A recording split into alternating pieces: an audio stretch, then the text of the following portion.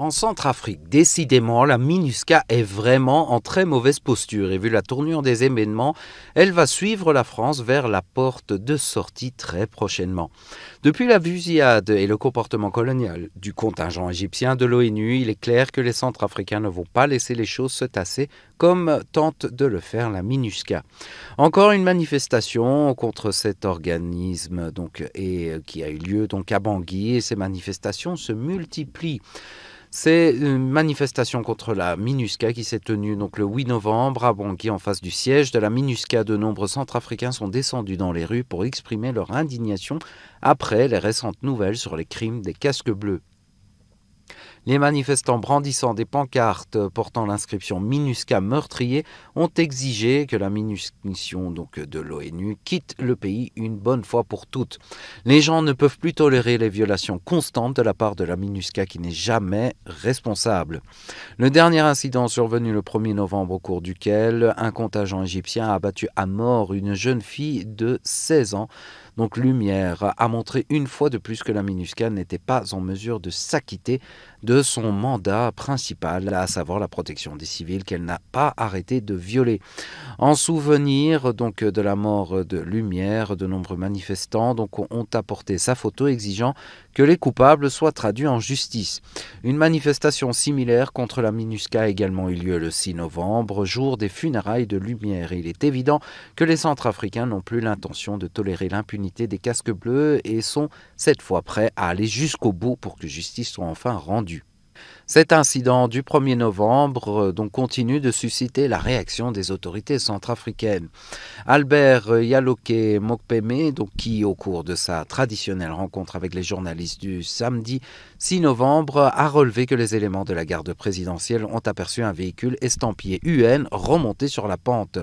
Ils se sont renseignés, mais ce véhicule n'était pas attendu. Et quand le véhicule est arrivé au rond-point à quelques mètres de la résidence du président Touadéra, ces éléments de la garde présidentielle on leur fait signe de faire demi-tour.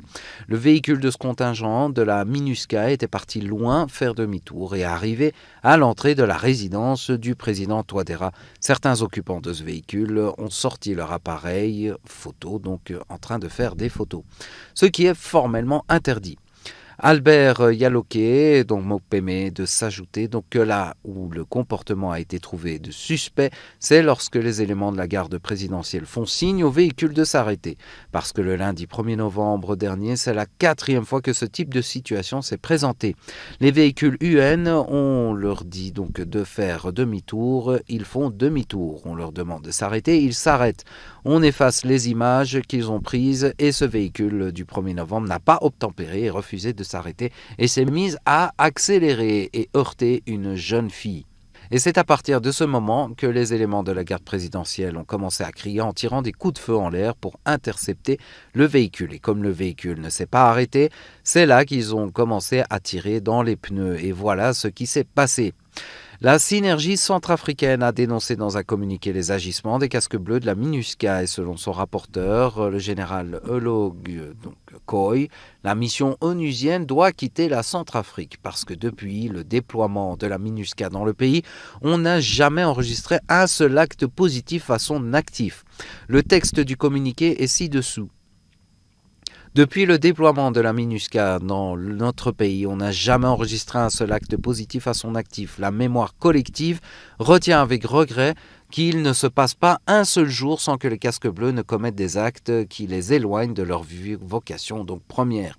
Il s'agit notamment d'appui, de la complicité avec les forces nuisibles et des accidents mortels dont le dernier en date est l'effroyable meurtre de la petite Lumière morte écrasée sous le véhicule du contingent égyptien en balade suspecte aux environs immédiats de la résidence du président de la République. Exaspéré de tous ces actes et comportements indignes d'une mission onusienne censée protéger la population civile, imposer la paix et mettre hors d'état de nuire les Centrafricains, ont décidé de procéder à une action forte, celle d'adresser une pétition visant à exiger le départ de la MINUSCA. À cet effet, une très grande opération de collecte de signatures aux fins d'accompagner la dite pétition a été lancée et se poursuit tant à Bangui que dans toutes les provinces. Dans les mêmes circonstances de fait, Synergie centrafricaine en appelle à la conscience patriotique de toutes les filles et tous les fils de la République centrafricaine pour se joindre à cette vaste opération pour exiger le départ de la MINUSCA du territoire national. C'est très très mal parti, le peuple centrafricain n'est vraiment pas donc prêt à laisser passer les choses. La seule option qui va rester pour la MINUSCA, c'est bel et bien la porte de sortie. Et l'effet domino donc, va également être lancé à travers toute l'Afrique. Ce n'est qu'une question de temps pour que les populations africaines poussent les Occidentaux hors du continent africain.